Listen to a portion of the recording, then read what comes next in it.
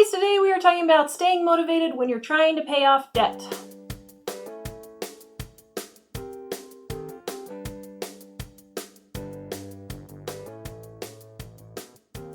Alright, this is Mike's specialty. For me, my motivation was seeing zero on all of our debt, so I didn't need to stay motivated. But Mike did. So what did you do to stay motivated when we were paying off debt? Well, what I wanted to say was after we talked about saving money on things and cutting your expenses and raising your income and keeping in mind things like buying things used, not buying things you don't need, it just occurred to me that as you're going along now, if you've done all those things, if you haven't done all those things, go back to those videos and watch them and take the action step and actually do it. But if you've done all those things and you're moving along now and you've cut your expenses and hopefully you're maybe raising your income and you're paying your debts on time and you're paying extra on them, then it's key to just continue to do that as time goes on.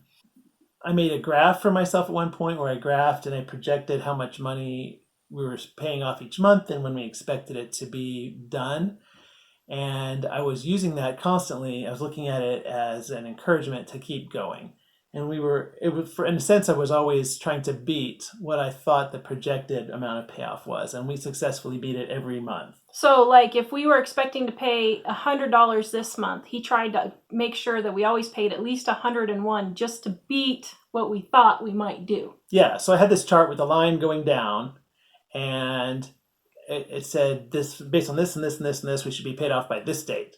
And then each month, it would help inspire me when I was thinking, wow, should we spend the money on this? And I was thinking, what if we don't spend the money on this? We could pay it off half a month faster. So like if we got our tax income or tax refund, a lot of people will go out and buy a new TV or go on vacation with their tax refund. No, we put it on our debt and then we saw, whoosh, all right, we just cut off 4 months off of our debt payoff. Yeah, and if you can create things that will help you emotionally to feel good about where you are, even though you're not spending the money, that's really great. And for me, I'm a very visual person, so having that kind of graph was a good idea.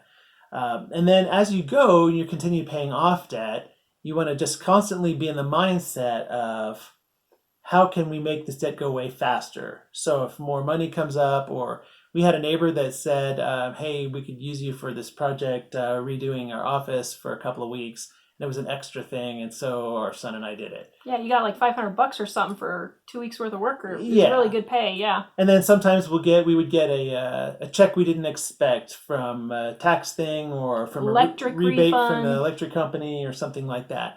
And each car one insurance, of those, yeah. As you go, just kind of keep looking for those opportunities as you pay. Okay, this one we didn't touch on, but we started selling a lot of things too. Mm-hmm. So Michael had I'm sorry, but thank you for doing it. He had an original Star Wars collection of toys. And in 1996, 7, 8, 1970, 1997, 98, whenever the next Star Wars movie started coming out, those toys were really valuable. And we got a couple $1,000s from Star Wars toys that he sold. And partly I thought I'd collected stuff a lot of years.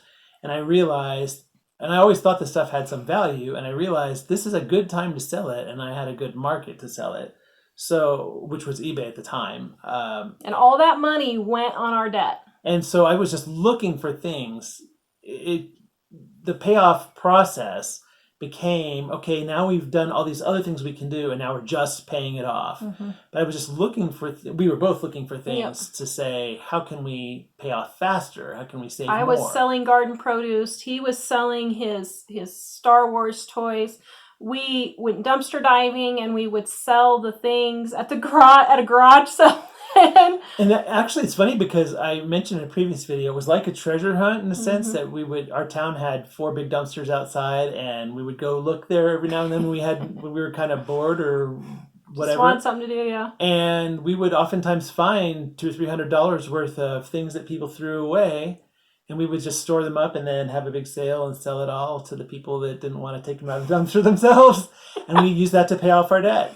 So everything we could find to make the debt pay off faster it's kind of, that's part of the benefit of the snowball, is kind of when you start paying off things and you start thinking, what else can I do to get this gone faster? So start looking around your house and seeing what you can find to sell that you don't need, including your house. You know, maybe you should get your house sold. So like in Colorado, a lot of our neighbors, you know, we paid $200,000 for our house and it's worth $400,000 now because Colorado's gone crazy with their real estate prices. Well, we have neighbors who could take and sell their house and pay off all their debts and rent and start over again, but they would be completely debt free. And mom could stay home and raise the kids instead of shoving them off to daycare. Dad's not yelling at the kids because he's so stressed out all the time. But they want all these things that's just stressing them out. And so Mike kept a chart, and every time we found something we could sell, and we got it paid off pretty earlier. So we had a couple of debt issues where we got one paid off and then something else happened and then something else happened. But the first set that we were paying off, which was the $3,000 when we got married, we got that paid off in about, it was just like 6 months or it was a lot faster a than we year. expected. Yeah, it was a lot quicker. We had projected 2 years, I think. And we got it done in half the amount of time because Mike could see the line going down and that was motivating him. And then I was like, well, wait a minute, what else could we do? So it keeps you motivated seeing it go down. Yeah. Well, and another thing that's helpful too when you start seeing it go down, if you're more creative about other things, like there's a point where I would start thinking, wow, we really need to buy this. And I would think, well, do we need it now? Maybe we'll wait a little longer until we get our debt more paid off. And then further down the line, I would say, yeah, we really need that, but do we really need it now? And a lot of times you can just procrastinate your debt, procrastinate your spending until you're out of debt. Yeah, so we would recommend getting a chart and physically hanging it on the wall and marking your debt as you go down so that you can see how quick it's going down. And I'm sure you can do this in QuickBooks or whatever also, but get something where you visually see your debt going down. And then every time you pay one off, have a big no money spent celebration. How do you do that, dear?